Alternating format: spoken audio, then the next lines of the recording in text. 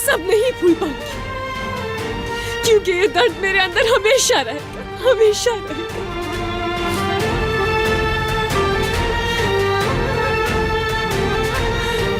तुमने पूछा था ना कि क्यों? क्योंकि मैं भूल ही नहीं सकती।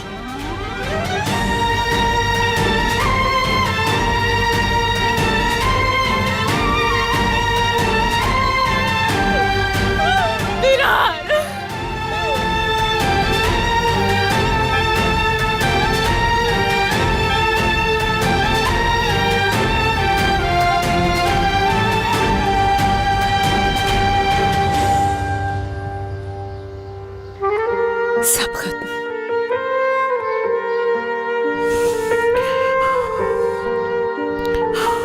ये जो आग लगी है मैंने खुद लगाई है, जानता हूं, जो कि हर इंसान को पागल कर सकती है। तुम्हारा एक हिस्सा हाँ कहता है और एक हिस्सा नहीं, लेकिन उस हिस्से की सुनो जो हाँ कहता है। हाँ, क्योंकि जब मैंने अपने दिल की सुनी है, हमेशा तुम्हें पाया है, तुम भी हम दोनों को पाओगी।